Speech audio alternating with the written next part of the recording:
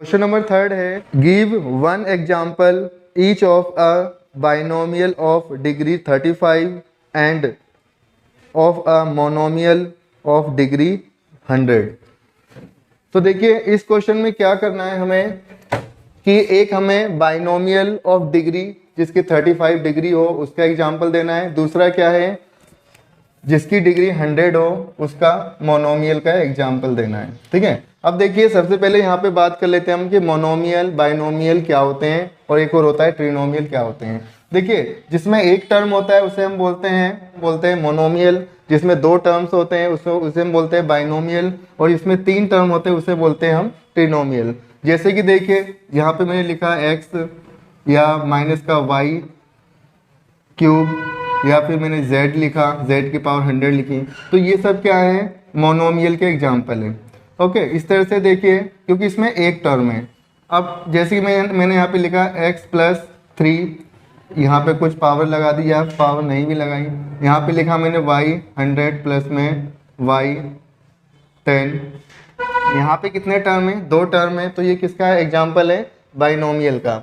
Okay, अगला क्या है, ट्रिनोमियल। ठीक है, ट्रिनोमियल क्या होता है, इसमें तीन टर्म, जैसे कि x cube, x square plus 1, इसमें कितने टर्म हैं, थ्री टर्म्स हैं। तो ये क्या हो गया, ये ट्राइनोमियल्स का एग्जाम्पल हो गया।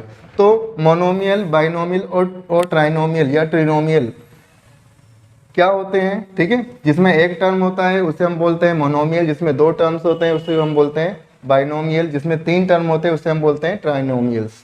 ठीक है, ओके, तो ये आपको समझ में आ गया होगा। अब यहाँ पे क्या करना है हमें, अब बाइनोमियल ऑफ डिग्री 35 का एग्जाम्पल देना है। तो देखिए यहाँ पे आप कुछ भी लिख दीजिए, या जैसे कि मैंने यहाँ पे लिखा x, और x की पावर यहाँ पे हमें क्या लगाना है, सबसे बड़ी पावर 35 होनी चाहिए। इसके बाद आप कुछ भी लिख दो, चाहे आप यहाँ पे 1 लिख दो, चाहे आप यहाँ पे x की पावर 32 लिख दो, जो भी लिखो, लेकिन 35 से कम होनी चाहिए पावर।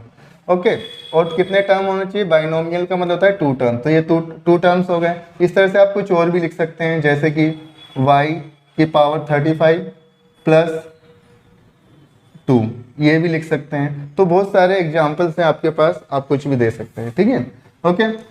इसी तरह से मोनोमियल का क्या होगा, कोई भी एक डिजिट वेरिएबल लिखिए आप, है ना, उसकी पावर 100 कर दीजिए, या फिर आप ये भी कह सकते हैं y पावर ऑफ 100।